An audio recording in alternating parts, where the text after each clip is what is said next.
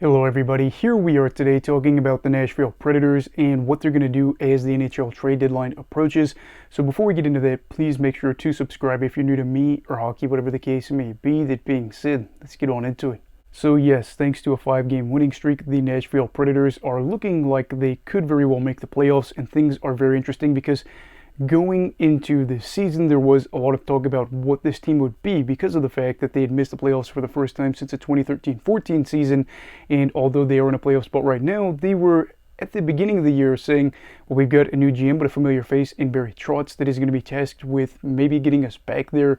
What is he going to do? Well, he's going to have to go out there and get some of the signings that he did, or at least in Barry's mind that he did, where he signed older players for a little bit more money than maybe some of them were worth in some people's opinions. They were going to have to shoulder a little bit more of the burden on this team, and it was going to be interesting to see whether or not this side could make the playoffs in a top 3 spot in their division, something they really haven't been doing since the 2018-19 campaign. But at the moment, either way, just making the playoffs is a good thing, and then the talk then becomes now with this season, what could they go out there and do now as they are in a playoff spot, mind you, still being a wildcard team at the moment? Well, let's just go the boring route to begin with and say that they stay put. They are like, you know what, we feel like we've got a pretty good group here. We feel like our chances are good enough to get us to the playoffs. Why go out there and change chemistry and give up assets in order to, again, make a change that may not even be a benefit to the team? I know that's kind of a boring thing here, but at the moment they have a 58.4% chance of making the playoffs and have that thing kind of going in their favor at the same time too, though.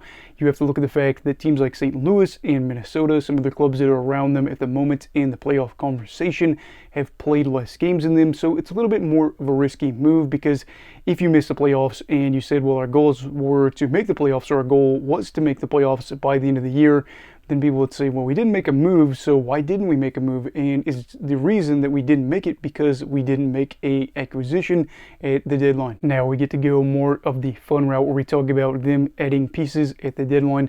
Can they even do it? Who would they even go for? Just some things we get to talk about with this.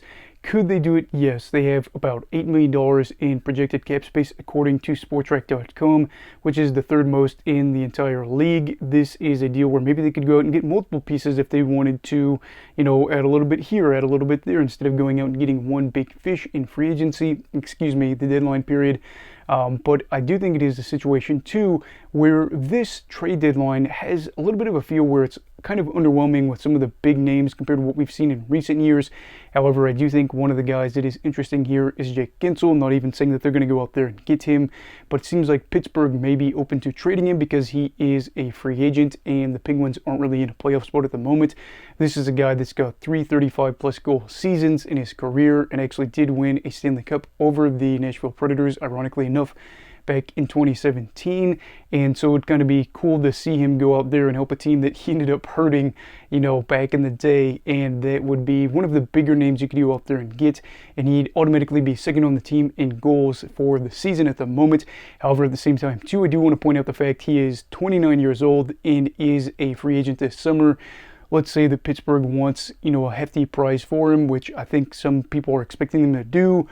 It's just kind of complicated. Would you want to go out there and give up a lot just to have him leave in a few months? And you have to think about, too, the fact that Guentzel very well could be a guy that maybe he just does better in Pittsburgh compared to Nashville. I'd have to look at, again, style of play and all those things, but I could say off the top of my head that Nashville is a little bit different than Pittsburgh with their roster and their construction and who he's going to probably get minutes with.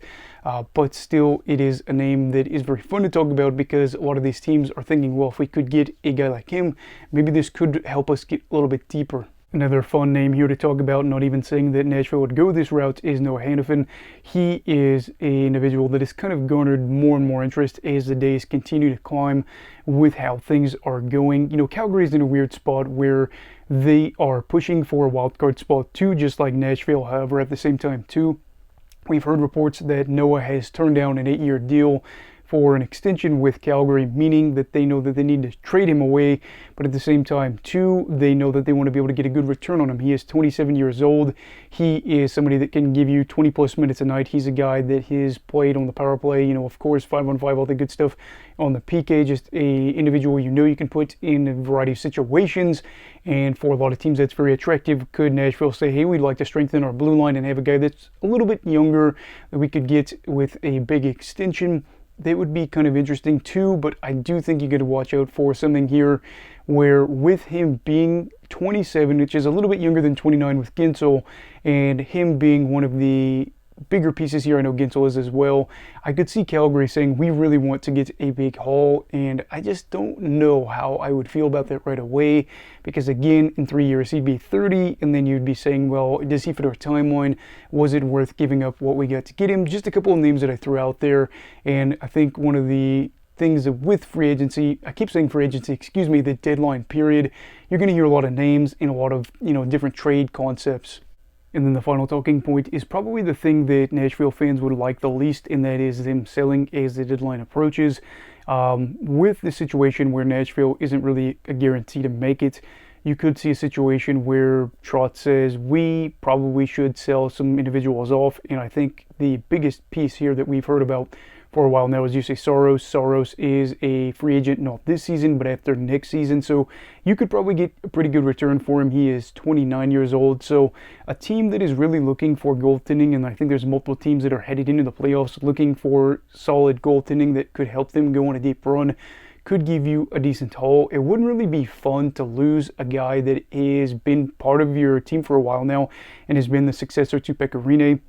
But at the same time, two, to be able to get a big haul on a goalie that will soon be in his 30s wouldn't be the worst in the world. And who's to say, again, that they're in a situation where in a couple of years they're A-okay without him, or that maybe they make the playoffs despite trading him away, which would be really weird, but, crazier things I'm sure have happened.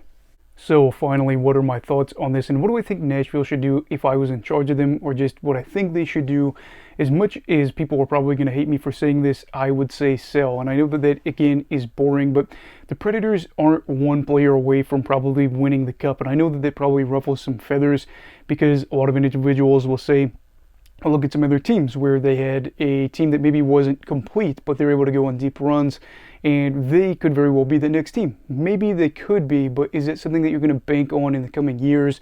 And again, too heavy asking price for guys that are very well potentially rentals, and you could be giving up a lot of picks for a guy that walks in free agency. We've seen it before, we'll see it again, and it's not something to take a risk on. Let's say that you give up a lot of pieces or just some whatever for Gensel or whoever it may be, and then he leaves in free agency after you guys get knocked out in the first round. Now you're really not happy because you just lost a good player. You lost potentially other good players for the future, and you're in a situation where you're wondering, are we going to be taking a step back? Have we hurt ourselves for the mid to long-term future?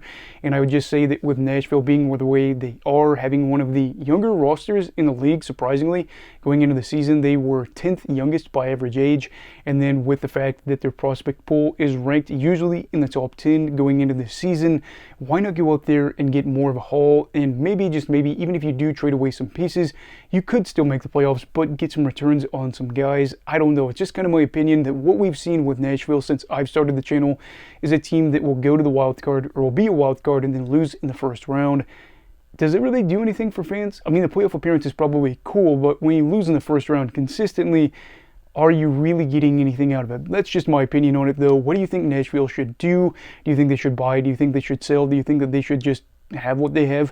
Let me know all that stuff down below, as I know I'm very excited to see how the Predators finish out this season and some of the decisions they'll make. Anyway, please make sure to like this video if you enjoyed it. Subscribe if you're new. Everybody stay safe. Have a great night, and Eagle of Hockey, alright. Goodbye, Brigadiers and Brigadettes. This is your captain signing off. Have a great night.